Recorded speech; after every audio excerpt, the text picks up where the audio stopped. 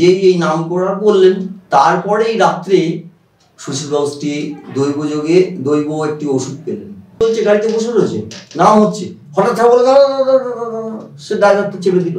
সেখানে বললেন এখানে কোথায় শিবের ভোগ হচ্ছে না, সেই জঙ্গলের মধ্যে গিয়ে সেখানে মানে বিগ্রহ থাকলে বিগ্রহ ওনাকে জানান দিচ্ছে। তখন এই ছোট ওইটা নিবেদন করার পর হঠাৎ ওই অসীমানন্দ মানে সুশীল মানুষ যে তিনি দেখলেন ঠাকুর সীতারাম দাস ওঙ্কারনাথ দেবের যেন দিব্য দেহ, বিশাল দেহ হয়ে যাচ্ছে।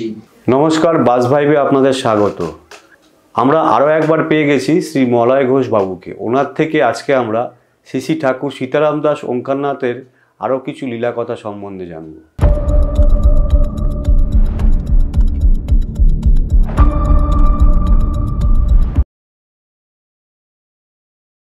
মলয় বাস ভাইবে আপনাকে আরও একবার স্বাগত। নমস্কার, নমস্তে বহুরূপায় বিষ্ণবে পরমাত্মনে। শ্রী ঠাকুর সীতারাম দাস ওঙ্কারনাথ, এনার লীলা কথা আপনার মুখে আমরা এর আগের এপিসোডেও শুনেছি।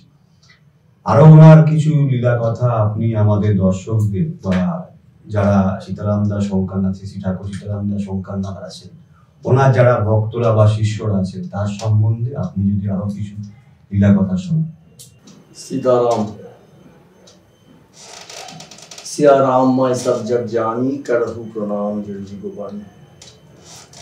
অলৌকিক কথাই দেখছি বেশিরভাগ লোক বেশি শুনতে ভালোবাসে, কিন্তু ওই যে বললাম যৌগিক বিভূতি আর এই যে ঠাকুর ওঙ্কারনাথের যে সমস্ত এগুলো মনে পড়ছে, এই সব কৃপা হচ্ছে অতীত উদ্ধার করা, তারপরে ধর্ম সংস্থাপন, তার সঙ্গে যোগাযোগ আছে। এমনি খালি একটু ম্যাজিক বা কিছু অতীন্দ্রিয় করে লোকের চিত্ত আকর্ষণ করা নয়। সে এই ঘটনাগুলো যদি আমরা বিচার করি, চিন্তা করি, বুঝতে পারা যাবে। যেমন এই মুহূর্তে স্মরণ হচ্ছে এরকম, এই হুগলি জেলায় পান্ডুয়ার কাছে বেলুন গ্রাম বলে একটা গ্রাম আছে। সেখানে সুশীল কুমার বন্দ্যোপাধ্যায় একজন খুব নিষ্ঠাবান ব্রাহ্মণ ছিলেন। গ্রামের লোক সবাই খুব সুশীল ঠাকুর বলতেন। তিনি ঠাকুর সীতারাম দাস ওঙ্কারনাথ দেবের শিষ্য তো ছিলেনই, বীর ভক্ত বলা হয়। মহামহোপাধ্যায় যোগীনাথ তর্কভূষণ ওনাকে বলেছেন যে বীর ভক্ত মানে সে ভক্তর সঙ্গে ভগবানের রিলেশন, কখনো কখনো তার সঙ্গে বাদানুবাদও প্রবৃত্ত হচ্ছে, কখনো রাগারাগি করছে, অথচ তার সর্বস্ব সীতারাম, তার গুরুদেব। মাঝে মাঝে মেজাজ রাগ সবই আছে, সাধারণ লোক সেটা মজা করতো, মানে ওটা অদ্ভুত ব্যাপার। তার অথচ সে সীতারাম ছাড়া কিছু জানতেন না তিনি। তো ওই বেলুন গ্রামেরই তাকে বীর ভক্ত হতো এবং সীতারাম তাকে আদর করে নাম দিয়েছিলেন অসীমানন্দ। তার নাম সুশীল কুমার বন্দ্যোপাধ্যায়, অসীমানন্দ বলেই সম্প্রদায়ের অনেকের কাছেই পরিচিত। তো এটা কাশীর ঘটনা, আবার যার নাম তার নাম কাশী প্রসাদ বাবু। যাই হোক, তার স্ত্রীর অ্যাকচুয়ালি বোন টিবি হয়েছিল এবং তার জন্যই খুব নুব্জ হয়ে গেছিলেন, নড়াচড়া করতে পারা অনেক কষ্ট করে যেতেন। এবার সেই সময় কাশীতে ঠাকুর গেছেন, সেখানে নাম প্রচার টোচার হচ্ছে। দোতলায় উনি আছেন, একতলায় ওরা থাকেন, মানে স্ত্রীও থাকেন। হঠাৎ কি ওই দেখেছেন যেরকম কষ্ট করে করাতে, হঠাৎ ঠাকুর দোতলায় ঠাকুর ওঙ্কারনাথকে গুরুদেবকে বলছেন, তোমার লজ্জা করে না? গুরুদেবকে বলছেন, তোমার লজ্জা করে না? এতগুলো পুরুষ মানুষের সামনে দিয়ে একজন স্ত্রী লোক হামাগুড়ি দিয়ে যাতায়াত করবে, আর তুমি তার একটা কিছু কিনারা না করে এই দোতলায় বসে বসে আরাম করবে? একবারে আসামি হচ্ছেন তার গুরুদেব, তার হৃদয়ের সম্পদ ঠাকুর ওঙ্কারনাথ দেব। ঠাকুরও কিরকম ভেবাচাকা মতো খেয়ে গিয়ে আসামির মতো মাথা নিচু করে যেন সত্যি একটা অপরাধ করেছেন এরকম ভাব করলেন। ওরা একদম নিয়মান হয়ে মানে অপ্রস্তুত হয়ে গেলেন। কিছুক্ষণ চুপ করে থেকে বলেন, দেখ সীতারাম এই কি করবে, কি করতে পারে বল? তাই তো কষ্ট হয়। কি করতে পারে নাকি? আর যদি না করো, সুশীল বাণিজ্যে তোমার সুশীল বাণিজ্যে সেও কম যায় না, সেটা ভালোভাবেই জানেন। তোমার হাটে হাড়ি ভেঙে দেবে, তখন খেলা বুঝতে পারবে। হাটে হাড়ি তো ভাঙা হলো সেই দিন বা সেই দিনের রাত্রি বা খুব কাছাকাছি সময়ের মধ্যে। এটা তো বললেন, ঠাকুর চুপ করে থাকলেন। ঠাকুর কিছু হলে তার পাদুকা দেখাতেন আর নাম করো, নামই তাই। যাই হোক, তারপরেই সঙ্গে নাম বলতে শ্রী ভগবানের নাম, হরিনাম। আচ্ছা, সে সীতারাম হতে পারে, শ্রী ভগবানের নাম। উনি মূলত, আপনি জিজ্ঞেস করলেন বলছি, মূলত তারক ব্রহ্ম নাম প্রচার করেছেন। কলিযুগের তারক ব্রহ্ম নাম হচ্ছে হরে কৃষ্ণ কৃষ্ণ কৃষ্ণ হরে হরে, হরে রাম রাম রাম হরে হরে। এটা মানুষ জপ, বাচিক জপ, হাততালি দিয়ে সংকীর্তন করা, সবই করা যায়। তো এইটি কলিযুগের জন্য, বিশেষ করে কলিসন্তরণ উপনিষদ থেকে আছে, বিভিন্ন শাস্ত্রে আছে। ঠাকুর সেটা চৈতন্য মহাপ্রভু পরবর্তীকালে যারা প্রচার করেছেন, তার মধ্যে ঠাকুর সীতারাম দাস ওঙ্কারনাথ দেব ভগবানের আদেশ পেয়ে আসমুদ্র হিমাচল এই নাম প্রচার করেছেন। মহামন্ত্রীর প্রচারক হবেন অনেক দিন আগেই এটা ছিল আর কি। অচ্যুতানন্দের ভবিষ্যৎবাণী, অচ্যুতানন্দ ছিলেন চৈতন্য মহাপ্রভুর পার্শ্বদ, তিনি অনেক ভবিষ্যৎবাণী করে গেছেন। তাই ঠাকুর ওঙ্কারনাথ দেব যে ধরাধামে সেটা করবেন, সেটা অনেক দিন আগে লেখা ছিল, 500 বছর আগে। যাই হোক, সেটা অন্য কথা।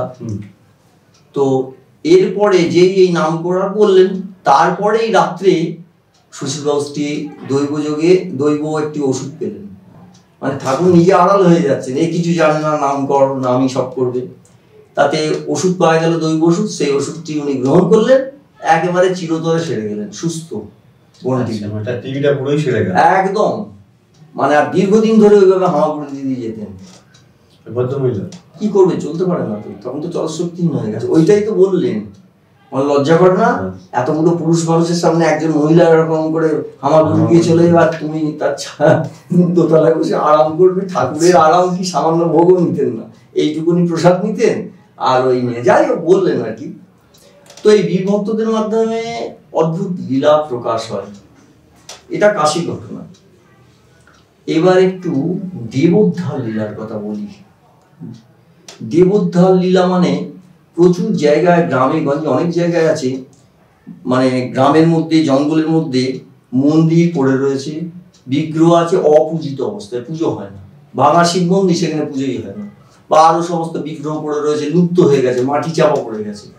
ঠাকুর সেগুলো জানতে পারতেন, এটাকে তার মানে দেবোদ্ধার লীলা। ঠাকুর নামের দল নিয়ে সেখানে পৌঁছে যেতেন এবং অনেক ক্ষেত্রে সেই বিগ্রহ উদ্ধার করে আবার পুজো পুনঃপ্রতিষ্ঠা করতেন। এমনও আমি তার নাতি আর কি, প্রয়াত অধ্যাপক পরাশর চট্টোপাধ্যায়, আমি আগেই বলে অনেক সময় তো উল্লেখ করেছি যে আমি তার বিশেষ স্নেহধন্য ছিলাম।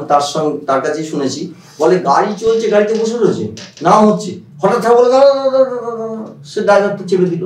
সেখানে বললেন এখানে কোথায় শিবের ভোগ হচ্ছে না, সেই জঙ্গলের মধ্যে গিয়ে সেখানে মানে বিগ্রহ থাকলে বিগ্রহ নাকি জানান দিচ্ছে যেখানে একটি মন্দির আছে, সেটা উনি বুঝতে পারতেন।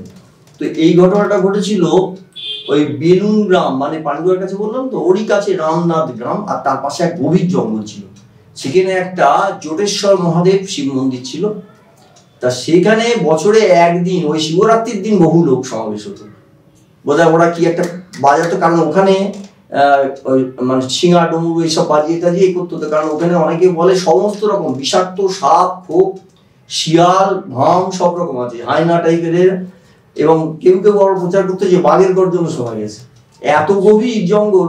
ওই জন্য আওয়াজ টাওয়াজ করে সরিয়ে টরিয়ে বহু লোক গিয়ে ওই শিবরাত্রির সময় একটু পুজো হতো, মানে ধুমধাম করে। সারা বছর জঙ্গলের মধ্যেই পড়ে বিনা পূজিত অবস্থায় এইরকম একটা অবস্থা। ঠাকুর ঠিক জানতে পেরেছেন সেটা, জোটেশ্বর মহাদেব। তো ঠাকুর নামের দল নিয়ে চললেন। এবার সে বললো, তোরা জঙ্গল পরিষ্কার করার নাম কর। আচ্ছা, এই যে আরেকটা কথা বলছি, এই যে নামটা ভাবে অসীমানন্দ থাকতেন অনেক সময়, সুশীল বন্দ্যোপাধ্যায়ের কথা বলছি, উনি ভাবছেন ওনার মাথায় অন্য প্ল্যান। ওনার সবসময় এরকম মাথায় যে আজকে তো জঙ্গল পরিষ্কার, আর নাম করতে হয়, ভোগ রাগের কোনো ব্যবস্থা নেই, দেখি এতগুলো লোকের কি করে প্রসাদের ব্যবস্থা, খাওয়া দাওয়ার কি ব্যবস্থা হয়, খ্যাটনটা কোথা থেকে জোটে দেখি, মনে মনে ভাবতেন সব।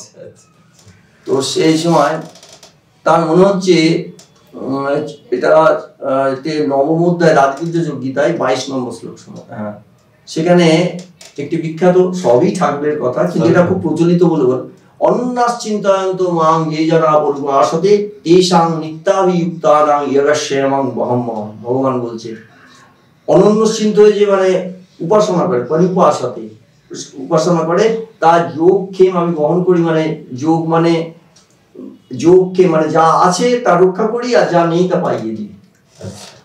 এটা বিখ্যাত কথাই যোগাস্যে এবং মহম্মম বলে, আজকে যোগক্ষেম কি নাম বহন হয় আমি দেখবো।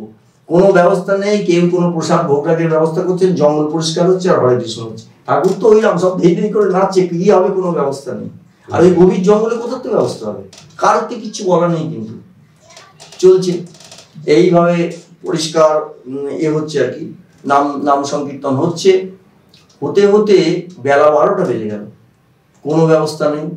আর উনি উনি মজা পাচ্ছেন, মানে বেশ ফ্যাসাদটা মানুষ দেখি কি হবে তখন, বা বেশ করে বলবো। এমন সময় জমিদার জিতেন্দ্রনাথ কর মশাই ওখানে তার ছিলেন, তিনি আসছেন। সুশীলবাবু কিভাবে জমিদার মশাই আসছেন? বলছে সুশীলবাবুকে এসে বলছে, সুশীল ঠাকুর, এই গুরুদেব আপনাদের কি আছেন, তার সঙ্গে আমার একটু সাক্ষাতের ব্যবস্থা করে দিন না। বলে হ্যাঁ আসুন, কিন্তু উনি তো সমাধিস্থ হয়ে পড়লেন, নাম করতে করতে সমাধি হচ্ছে, সমাধিও ভাঙছেন। 12টা বেজে গেছে। বললো সমাধি ভাঙছে না, কি করে ডাকবে? তো ওই নাম একটাই পদ্ধতি, কাছে নাম করা, সীতারাম সীতারাম নাম করতে করতে অবশেষে সমাধি থেকে চোখ খুললেন। তো তারপর যখন একটু হলেন, তখন উনি গিয়ে পায়ে পড়লেন, কাঁদছেন আর বলছেন, বলে কি হয়েছে? তখন বলছে, আজকে সকালে শেষ রাত্রে স্বপ্ন দেখছি যে একটা নামের দল যাচ্ছে, অদ্ভুত সুন্দর নাম শুনছি, হরে কৃষ্ণ। দেখি তাদের মধ্যে একজন সাধু আছেন। তারপর দেখি সব নামের দলটা চলেই গেল, কিন্তু ওই সাধু এগিয়ে এলেন আমার কাছে, দিয়ে আমার গায়ে মাথায় হাত বোলাচ্ছেন, মিষ্টি হাসি। তখন আমি এসেছি যাই, এই বলতে আমি চমকে উঠলাম, ঘুম ভেঙে গেল শেষ রাত্রে। ওমা, শুনলাম অনেকে শুনেছে সত্যি নামের দল, একটু পরে নামের দল গেছে, নামের দল গেছে, তার মধ্যে একজন সাধু আছে। মাথায় আমার হলো, একই দেখলাম, বাস্তবে স্বপ্নের সঙ্গে যোগাযোগ। বলে দৌড়তে দৌড়তে খুঁজতে খুঁজতে এখানে, মানে ওনারই এতে বললেন, এখানে দেখছি আপনাদের নামের করছেন, তো ওই জঙ্গলে চলে এসেছেন জমিদার মশাই। তো তার দর্শন পাই, বা তো দর্শনের জন্য এটা ঠাকুরকেই বলছেন। তারপরে সাষ্টাঙ্গে প্রণাম করে খুব কাঁদছে, মানে এমন অপূর্ব লীলা দেখে উনি চমকিত হয়ে গেছেন। তখন ঠাকুর ওঙ্কারনাথের তাকে কোলে করে তুলে জড়িয়ে ধরে বললেন, ওরে অমৃতের সন্তান, নাম কর, নাম কর, নাম করে করে কৃতার্থ হ। এইটা গেল। এইবার দল জমিদার মশাইয়ের লোকজন আসতে লাগলো, থরে থরে আটা, ময়দা, চাল, ডাল, সুজি, নানা রকম ব্যবস্থা, ভর্তি হয়ে যাচ্ছে জঙ্গল। তখন বললেন, তখন সুশীল বাবুর দিকে এটা তো সুশীল বাবু মনে মনে ভেবেছিলেন যে দেখি আজ কি করে ব্যবস্থা হয় সব। তখন সুশীল বাবুর দিকে তাকিয়ে বললো, আর কি শুরু করে দাও, মানে অন্তর্জামিত তো, বুঝতে পেরেছি। তাতেও শেষ হলো না। এইবার যখন ভোগটো করছে, তার ছেলে লক্ষ্মীকান্ত, তার নাম, সে তরুণ, সে স্কুলের সব বন্ধু বান্ধব নিয়ে দৌড়ে এসছে, জানে এখানে নাম টাম হচ্ছে, খবর পেয়েছে। তার কাছে তাহলে প্রসাদের তো ঢালাও ব্যবস্থা করে, দুনিয়ার লোক। সেদিনকে ওই জটেশ্বর বাবার মন্দিরে এক নতুন জটেশ্বর মহাদেবের আবির্ভাব হয়, ঠাকুরের কথা বলছি, সেখানে প্রাণস্পর্শ তৈরি হয়ে গেছে। তো এসে তারা প্রসাদ পেয়েছে। এবার সুশীল বাবু দাঁড়িয়ে রয়েছে, কাঁধে একটা গামছা, খুব ব্যস্ত আর কি, সব দেখাশোনা করছে। তখন তো বললেন, আর কি ব্যবস্থা করা বলছিল তো। এবার ছেলেটাকেও কিন্তু কিছু জানে না, ছেলেটাকে বললো, লক্ষ্মীকান্তর দিকে তাকে বললো, হ্যাঁ রে, তোর বাবা না যোগক্ষেম দেখতে চেয়েছিল। দেখুন, সম্পূর্ণ গীতার একটি শ্লোক মনে মনে ভেবেছে, ছেলেও কিছু জানে না আর কেউ কিছু জানে না, যোগক্ষেম দেখতে চেয়েছিল, বুঝলি তো, তুই প্রসাদ পেয়েছিস তো? হ্যাঁ। তখন সুশীল কুমারের কাঁধ থেকে গামছাটা নিয়ে নিল, নিয়ে আরো কিছু প্রসাদ করে নিজেই পুডলির মতো করে ছেলেকে, লক্ষ্মীকান্তকে দিয়ে বললো, যা মায়ের জন্য প্রসাদ নিয়ে যা। যোগক্ষেম কাকে বলে দেখিয়ে দিলেন। আর একটু ভাবছি, আর একটা ওই একই সময় বলে মনে পড়ছে, এইসব 1339 সালের ঘটনার কাছাকাছি। 1339 বলে মনে হয়, ওটা ইংরেজিতে 1933 সাল হচ্ছে। 1933 বললে আমার আবার মনে পড়ছে শাস্ত্র ধর্ম প্রচার সভার প্রাণ পুরুষ সত্যপুরুষ শ্রী শ্রী উপেন্দ্র মোহনের কথা। তিনি ভগবত বিশেষ নির্দেশে তখন ট্রুথ লেখা শুরু হয়। যাই হোক, সে প্রসঙ্গে এখন আসছি না, কিন্তু ওই সময়ের সঙ্গে মিলিয়ে একটু ভাবছিলাম আর কি, লীলা চিন্তা। 1933 সাল হচ্ছে, তাহলে ওই রকমই হচ্ছে 1339। তো ওইটা ওই কাছাকাছি সময় ময়রাডি গ্রামটা, ওর কাছে, খুব বেশি দূরে নয়, ওই অখ্যাত গ্রাম, সেখানে কেউ যায়। তো সেইখানে ওইরকম নাম প্রচার করতে করতে সব যাচ্ছে, সেখানেও ভোগ রাগের কোনো ব্যবস্থা নেই, আর ভেসেতে হঠাৎ সবাই তাকে পদধূলি দেওয়ার জন্য বলছে, গ্রামের লোক কাতারে কাতারে এসছে, কিন্তু সীতারাম গেলেন এক অতি দরিদ্র মানে বৃদ্ধা জাতিতে কুমোর, 70 বছর মতো বয়স, একদম ঝুঁকে পড়েছে। তিনি কি করেন, তার নিজের কিছু নেই, ওই কুমোর তো মানে আগে থেকে সেই ওই কিছু মাটির পাত্র টাত্র তৈরি করে মেলায় টেলায় বিক্রি করে পয়সা চলে, এইরকম অবস্থা থাকে। মানে ওই করে তাকে গাছাচ্ছাদন করতে হয়, কোনোদিন খাবার জোটে কোনোদিন জোটে, কিন্তু সদা আনন্দময়, সবসময় নাম নিয়ে আছে। এইবার তার বাড়ি কি করে বুঝলো, অচেনা জায়গা, কিন্তু ঠাকুর ঠিক তার বাড়ি গেলেন, গিয়ে দেখছেন প্রচুর তুলসী গাছ। বলে, ওরে বৃন্দাদেবী নামের টানে এখানে চলে এসছে, দেখ। বৃন্দাদেবী মানে তুলসী শিক্ষককে বলছে।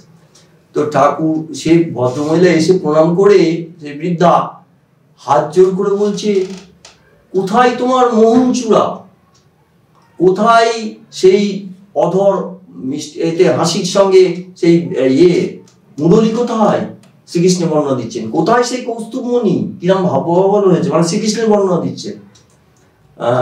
তখন ঠাকুর মুচকে এসে বললেন, নাম কর নাম কর, এরকম যেরকম বলেন সেরকম চলছে। তো তখন ভোগের কোনো তো ব্যবস্থা নেই, এবার ওনার ঘরে সামান্য কিছু ছিল, আর সেইটা দিয়েছে ভোগের সেবার জন্য। অসীমানন্দ হাতে নিয়ে ওর যে বিশাল লোকজন এই আসছে, আরো সব লোকজন আসছে, আর এই কটি যাও ভগবানকে করে ঠাকুরের সামনে বললেন, এই মানে ঠাকুর শুভ দৃষ্টিপাত করবে, করে বললেন, দেখি আজকেও কিরকম ভিড়ের ব্যবস্থা হয় দেখি। উনি খালি ওই করতেন, মানে ওনার বারবারই দেখতে ইচ্ছে করতো। এবং আসলে শ্রী ভগবান যখন লীলা প্রদর্শন করবেন তখন এরা হয়। তো ময়রারি ওই অখ্যাত গ্রামের লোক হয়ে যাচ্ছে, তখন এই ছোট ওইটা নিবেদন করার পর হঠাৎ ওই অসীমানন্দ মানে সুশীল মানুষ যে, তিনি দেখলেন ঠাকুর সীতারাম দাস দেবের যেন দিব্য দেহ, বিশাল দেহ হয়ে যাচ্ছে, আকাশে মস্ত স্পর্শ করছে, অপূর্ব দিব্য জ্যোতি, কিরম মোহিত হয়ে যাচ্ছে। তখন তুমি গদগদ করে বলছে, তুমি সেই তুমি সেই, ওরা হাত জোর করছেন একদম। এরম করতে করতে করতে করতে তখন ঠাকুর আবার স্বাভাবিক হয়ে গেল। তখন উনি তো স্তবস্তুতি করছেন, ভাবে গদগদ একদম। তো যেই এরকম অবস্থা হয়েছে, সেখানেও সেই প্রচুর লোকজন আসতে লাগলো। এবার জমিদার মশাই পাঠিয়েছে বলে প্রচুর লোক দেখি থরে থরে খাবার, চাল ডাল এরকম সব নিয়ে আসছে। এসে বলছেন, সুশীল ঠাকুর আপনার বাড়ি গেছিলাম, কিন্তু আপনি ওখানে নেই, এখানে নামে এসছেন ওই অসীমানন্দ, তাই আমরা এখানে চলে এলাম। আর তার বেলা করে কিছু হবে না, আমি সেবার ভোগের ব্যবস্থা করে দিন। ভোগের ব্যবস্থা করলো, বহু লোক প্রসাদ পেল। আর ওই সুশীল কুমারের ওই যোগস্যং বহমহম গীতার এই শ্লোকের প্রয়োগ দেখলেন, সেটাও চোখের সামনে দেখলেন কিরকম ঘটলো, আর বহু লোকের এটা সামনে হলো, এরকম অদ্ভুত ভাবে সব ব্যবস্থা হয়ে গেল। এইরকম দেবোদ্ধার লীলা অদ্ভুত। এতে কি হলো, সেই বিগ্রহের ওই আগেরটা যেরকম বললাম দেবোদ্ধার মন্দির জটেশ্বর বাবা, এখানে ওই বৃদ্ধাকে তো অত লোকে কিছু বুঝতো না, গরিব ব্রাহ্মণ, তা মানে বুঝতে পারছেন ওই বয়সে তাকে হাঁড়িকুড়ি বানালে তবে তার অন্ন জুটবে, তাকে গিয়ে এই অপূর্ব অদ্ভুত কৃপা করলেন। অলৌকিক দেখতে চাইছে মানুষ, অলৌকিকের অবশ্য মাহাত্ম একটা আছে, সেটা যদি এরকম ভগবৎ কল্প মহাপুরুষের মাধ্যমে হয়। এবার কিছু কিছু সিদ্ধায়কে কিন্তু শ্রীরামকৃষ্ণদেব খুব নিচু চোখে দেখেছেন। সিদ্ধায় হচ্ছে সাধন পথে এগোতে গিয়ে অনেক সময় অলৌকিক, অনেক সময় না মানে খুব অনেক সময় সহজেই চলে আসে কিছু কিছু সিদ্ধায়, যেমন দূরদৃষ্টি, দূরশ্রবণ, ওপরের মনের কথা জানতে পারা, অপরকে সাময়িকভাবে বশীভূত করা। এইটুকু পেয়েই যার ভেতরে অজ্ঞানতা আছে, ভগবত লাভ এখনো হয়নি, সে মোহিত হয়ে যায়, দেখছে তাকে অন্যের উপর প্রভাব বিস্তার করতে পারছে, তার মনের কথা সবাই বাবা বাবা করছে বা যা করছে। সাধারণত এই অবস্থায় পতন হয়, অহংকার বাড়ে, আমি এই করেছি। এবার তার তো অজ্ঞানতা দূর হয়নি, কারণ শ্রী ভগবানের সে ভগবত প্রাপ্তি যেটাকে বলে, সেই অনুভূতি না হলে সেটা তো হয় না। কিন্তু এই সমস্ত যে সাধু মহাত্মা বা যা কি আছে, ধরুন তৈলঙ্গ স্বামী, যোগীরাজ শ্যামাচরণ লাহিড়ী, নিগমানন্দ পরমহংসদেব, ঠাকুর ওঙ্কারনাথ, কৈবল্যনাথ রাম ঠাকুর, এদের যে আমরা লীলা কথা শুনি, এটা সেই দিক দিয়ে মাত্রাটা অন্যরকম। এরা ম্যাজিক দেখিয়ে অপরকে বশীভূত করার কোনো দায় নেই, এদের শ্বাস প্রশ্বাসের মতো স্বাভাবিকভাবে এই ঘটনাগুলো ঘটে সবসময়। হ্যাঁ, এইটা ঠাকুর ওঙ্কারনাথকে জিজ্ঞেস করে বলতেন, বাবা এই যে এত সাধুরাতদের অলৌকিক দিব্য ঘটনা, আর এই দিব্য ঘটনাগুলো কি হয়, তফাৎ হচ্ছে এতে মানুষের মনের পরিবর্তন হয়। এগুলো লীলা কথা বললে, আলোচনা করলে মানুষের কল্যাণ হয়। এই দেখুন, এই যে লীলা একটু একটু বললাম, এগুলো কত লোকের সামনে ঘটলো, তারা আপ্লুত হয়ে গেল, তারা ভগবত পথে চলবার অনুপ্রেরণা পেল। যাদের মনের জোর কমে গেছে সেগুলো এইরকম বোন টিভি যেটা বললাম, যে সুস্থ হয়ে ওইটা বলার পরেই তুমি স্বপ্ন যোগে বেরো যায়। তাহলে কি যত রুগী আছে সব সুস্থ করে দিচ্ছেন? তা না। বা তার সম্প্রদায় বা তার শিষ্যদের বর্তমানে কেউই অসুস্থ নয়, সবই ঘটছে। আর সবাইকে কি সুস্থ করছেন? তা না। কিন্তু এমন এমন ঘটনা ঘটছে যে বহু লোক অনুপ্রাণিত হচ্ছে, ভগবত পথে চলছে। এইটাই হচ্ছে মানে, আর যারা শরণাগত ভক্ত তার উপর বিশ্বাস করলে কি হয় সেটাও তারা বুঝতে পারছে। সত্যি ভগবান যে গীতাতে বলেছেন যে যোগস্যেম বহন করি, সেটা কি সত্যি? এরা মর্মে মর্মে অনুভব করতে পারছে। তখন এইটার নামের কথা বললে দেখ বলছে এই অলৌকিক শক্তি নামের শক্তি না ওই মহাপুরুষের শক্তি। ঠাকুর এটা ক্লিয়ার করে বলেছেন, ঠাকুর ওঙ্কারনাথ, যে সবসময় নামের শক্তি, নাম নামই অভিন্ন বলতেন। আগুনের মধ্যে লোহা যদি রেখে দিই, সেই লোহাটা আর এমনি তো কারোকে জ্বালাতে পারে না, কিন্তু আগুনে থেকে যখন লাল হয়ে যায় তখন সে অনেক কিছু জ্বালিয়ে দিতে পারে, কারণ সে যেমন সাক্ষাৎ অগ্নি। তেমনি মনটাকে নামে ফেলে রেখে রাখতে নামের সঙ্গ করতে করতে অলৌকিক দিব্য ক্ষমতা সব চলে আসে। তো সেটা নামেরই শক্তি। আর এরা সেই অবস্থায় চলে গেছে, নামে স্থিতজী হয়ে গেছেন এরা। এদের মধ্যে স্বাভাবিকভাবে দিব্য ঘটনাগুলো ঘটে আর কি। তা সবই নাম মহিমা। ঠাকুর নাম মহিমা বলেছেন এই কলিযুগে নাম ছাড়া গতি না। আমি একটা ছোট্ট আপনার এই কথার পরিপ্রেক্ষিতে বলি, যেমন আমি রাম ঠাকুরের দীক্ষিত, আমার ওয়াইফ। আমি শ্রী ঠাকুর সীতারাম দাস ওঙ্কারনাথ, ওনাকেও আমি প্রণাম করি বা ওনাকেও আমি শ্রদ্ধা করি। তো আমি এটা যেটা আপনি বললেন নাম করে আমিও ফল পেয়েছি, মানে আমার কলিযুগের নাম। তো সেটা যার যার একটা ঠাকুরের ভক্তি বা তার নামের একটা জোর বা ক্ষমতা। আপনার প্রশ্নটা কি? না, আপনি যে বললেন না, তো সেই নামের আর কি, মানে তার যে নাম করুন। আসল কথা হচ্ছে যে ওই বললাম না, টালার ট্যাঙ্কে জল থাকে আর ঘরে ঘরে কল। ওই টালার ট্যাঙ্ক থেকে কেউ জল আনতে যায় না, যে যার কলটা খুলছে। আপনি আপনার ঘরে কল খুলছেন, আমি আমার কলে, যে যার কল থেকে পাচ্ছি। তেমনি এক গুরু শক্তি, গুরু কৃপা একই। হ্যাঁ, তো গুরু কৃপা এবং নামের শক্তি আলাদা আলাদা নয়, বিভিন্ন মাধ্যম থেকে প্রকাশ হচ্ছে। এক সূর্য, প্রত্যেকে যদি 1,500 করে বাটি নিয়ে জল বসে, তো জলে তো লক্ষ লক্ষ লোক যদি বসে, লক্ষ লক্ষ সূর্য দেখবে। সূর্য তো একটাই, শক্তি সেখান থেকেই আসছে। আর কিছু কিছু, যদি আপনি তারক ব্রহ্ম নামের কথা বলেন, চৈতন্য মহাপ্রভু তারক ব্রহ্ম নাম প্রচার করেছেন। এটাকে অনেকে শুধু কৃষ্ণ মন্ত্র বলে জানে, কিন্তু এটা তা নয়। এই ত্রিপুরা সুন্দরী মন্ত্র, এর মধ্যে শিব শক্তি মানে পঞ্চদেবতার উপাসক, নিরাকার, সাকার, হ্যাঁ, রাজযোগী, কর্মযোগী, জ্ঞানযোগী, সমস্ত মত এবং পথের সাধকই এতে উপকৃত হতে পারে, তার নিজস্ব সাধক পদ্ধতি ছাড়া। কেউ হয়তো কালী মন্ত্র পেয়েছে, কি দুর্গা মন্ত্র পেয়েছে বা শিব মন্ত্র পেয়েছে, সে সেটা জপ করে, কিন্তু এইটা তাকে সব জায়গা থেকে সাহায্য করবে। অর্থাৎ এটা কমন প্রেসক্রিপশন কলিযুগের বলা যায়, কলিযুগের তারক ব্রহ্ম। এর মধ্যে সব মন্ত্র অনুসৃত আছে। ঠাকুর সীতারাম দাস ওঙ্কারনাথ দেব, তারপরে কৈবল্যনাথ রাম ঠাকুর, তারপরে নিগমানন্দ পরমহংসদেবের শিষ্য পরিব্রাজকাচার্য, তিনি দুর্গা প্রসন্ন পরমহংসদেব, বিজয় কৃষ্ণ গোস্বামী, এরা ডাইরেক্ট হয়তো এই নামটা প্রচার করেছেন, কিন্তু হরিনাম। হ্যাঁ, তো এই নাম মাহাত্ম এটা সকলেই করতে পারে, সকলেরই কল্যাণ হবে। অন্য গুরুদেব কে কোথা থেকে আশ্রিত সেটা না, একই ভগবত শক্তিতে সব করছে। এই আর কি। আপনাকে অনেক অনেক অশেষ অশেষ ধন্যবাদ। নমস্তে বহুরূপায় বিষ্ণবে পরমাত্মনে, জয় গুরু। নেক্সট এপিসোডে আপনাকে তো আমরা আবার পাবো তো? দেখুন, সুযোগ হোক ভগবত কথা বলা। ওই যে বললাম, মত কথা বাচক নিত্যং, মত কথা শ্রবণেরতম, মত কথা প্রীতম অনুসন্তান নাম তৎসমিতম। যে আমার কথা নিত্য বলে, কিংবা আমার কথা নিত্য শোনে, কিংবা আমার কথা আনন্দিত হয়, শ্রী ভগবানের পরমা প্রতিশ্রুতি, তাকে আমি কখনো পরিত্যাগ করি না। ফলে সেরাম সুযোগ হলে যদি ভগবত কৃপা লীলা মাহাত্ম বলতে পারি, সেটা তো আমারও খুব লোভনীয়। তিনি যদি বলিয়ে নেন তাহলে বলতে পারবো।